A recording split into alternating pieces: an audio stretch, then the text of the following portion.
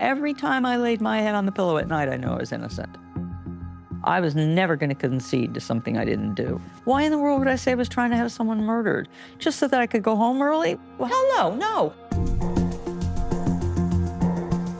This story, it's got everything. It's got Hollywood, it's got revenge, it's got betrayal, intrigue.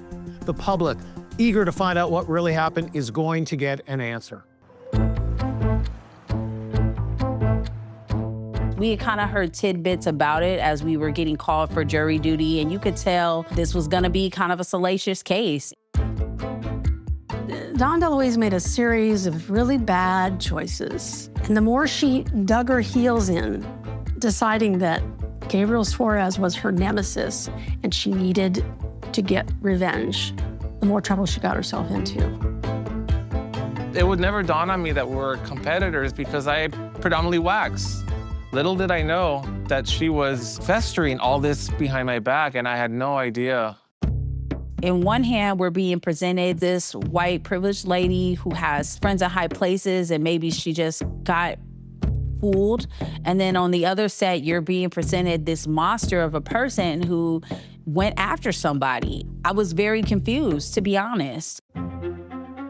So we know that Dawn told the police that if she could have lured Gabriel to her house, she would have shot him and argued self-defense. So she had the capacity to kill. She could have done that, but instead she went up to Big Bear and she found this big, beefy former NFL player who listened to her tell her sob story about the harassment, and it was terrible harassment. She texted to Ed Feinstein, "I found someone who will take Gabriel out." Yes, Dawn DaLuise was in fact victimized by her so-called friends. However, you don't get to take the law into your own hands. You don't get to become a vigilante. The lead detective was making this seem like a slam dunk solicitation for murder, but the gentleman that they were claiming that Ms. DaLuise was soliciting for murder, he was not arrested. He gave no indication that he was in fact solicited. I was sitting on my couch and the phone rang. He said he was a detective and I thought someone was pranking me. You know, I said, "Come on, who is this? You know, this is funny, ha ha ha, okay." And he said, "You might want to turn on the television." And I was like, what the heck's going on?